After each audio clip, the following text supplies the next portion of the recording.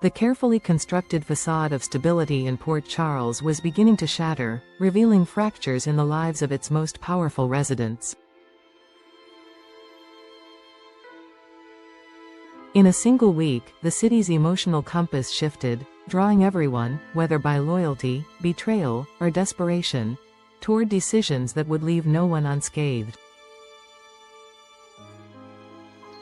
At the center of this storm was Nina, a woman whose past manipulations finally rose from the shadows, demanding atonement in the harshest of terms.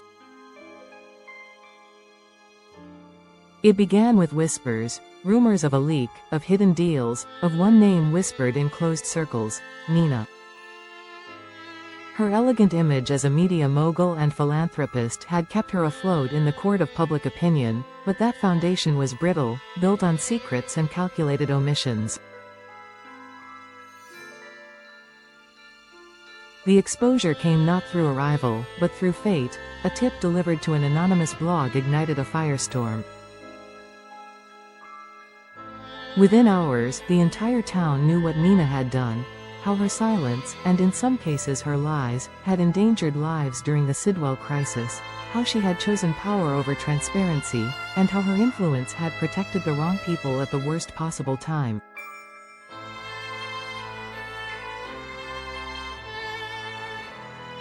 For Nina, the fallout was swift.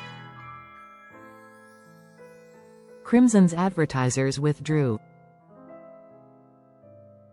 Board members demanded her resignation. But the professional fallout was nothing compared to the emotional wreckage she now faced. Willow no longer answered her calls. Michael didn't even look at her during the custody mediation. And when Sasha, her once beloved surrogate daughter, left town with her newborn, she did so without a goodbye. In the wake of this reckoning, the Corinthos family was left fraying at the seams. Sonny, always the silent guardian, had shielded Nina far longer than he should have. But now the consequences demanded something more brutal, a choice.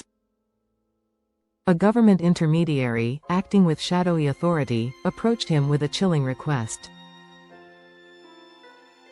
In exchange for protecting what was left of Nina's reputation, and keeping other classified details buried, Sonny would have to walk away from a long-standing alliance. It wasn't about money or territory, it was about loyalty.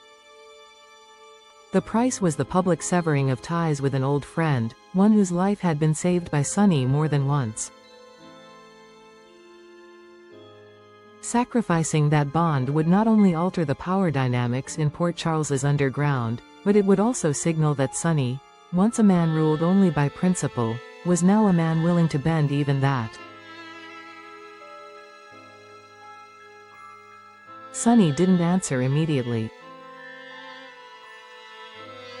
Instead, he retreated, watching the ripples his choices created. He saw Jocelyn, always strong-willed, now stepping into a new kind of spotlight. No longer content to be the protected, she was becoming the protector. When a confidential WSB report was accidentally delivered to her campus email, meant for a professor working on an international law project, Jocelyn recognized the names in it. One of them was a target. A name familiar from her childhood, connected to her family through secrets never fully explained. Instead of reporting it, she acted.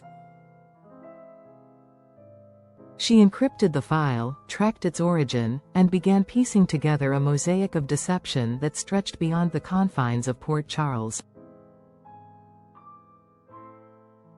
She didn't tell her mother. She didn't tell Dex. But she did tell Trina, because Trina knew what it meant to confront power without armor. The two girls formed a quiet alliance, determined to protect their families from whatever the next wave would bring.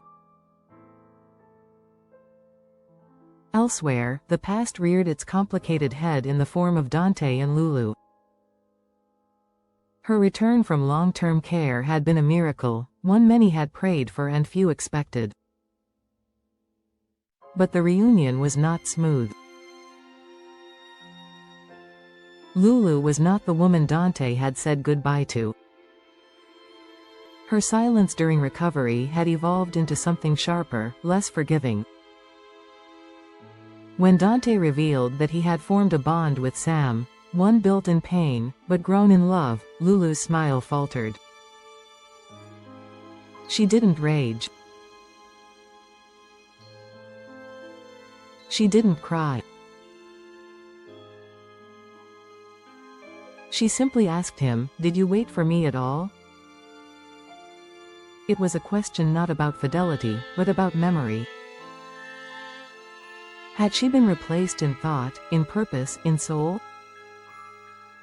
The conversation devolved into accusation and retreat. Dante, wounded but firm, reminded her that he had mourned her, that he had rebuilt his life on ruins she had unknowingly left behind.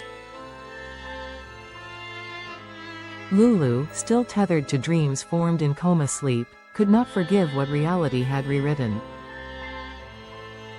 Anna watched it all unfold from a distance.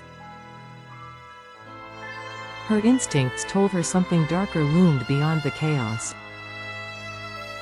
The resurgence of whispers about WSB infiltration, the quiet reassignments of certain agents, the disappearances of mid-level informants. It was all too familiar. She dug deeper. The real danger, she realized, was not in the drama playing out in front of them, but in what lay behind it. Someone had been pulling strings since before Sidwell, since even before the Cassadine resurgence. It wasn't Victor. It wasn't Faison. It was someone older, someone invisible. The remnants of a project buried deep in WSB archives, Operation Valhalla, surfaced during her search. It had been presumed dismantled, its operatives retired or deceased. But Anna found fresh bank transfers, encrypted communiques routed through Monaco and Singapore, and a list of assets under observation that included both Sonny and Nina. She brought her findings to Jordan, who warned her to tread lightly. But Anna had no patience left for cautious politics. She went straight to Jason. Jason, freshly reintegrated into the Corinthos family orbit, had been watching Sonny with renewed scrutiny. He saw how the man had changed, less reactionary, more calculated, but also more tired. When Anna presented her theory, he didn't deny its plausibility.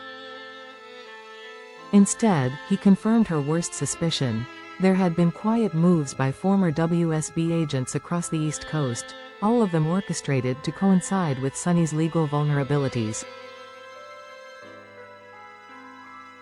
If someone wanted to dismantle Sonny's empire, they weren't doing it through violence. They were doing it by destabilizing everyone he relied on, Nina, Dante, even Carly, through media manipulation and backdoor deals. The enemy was not a rival. It was an institution. The convergence of personal ruin and institutional threat made Port Charles a pressure cooker. Nina, now isolated, began seeing the cracks in her own soul.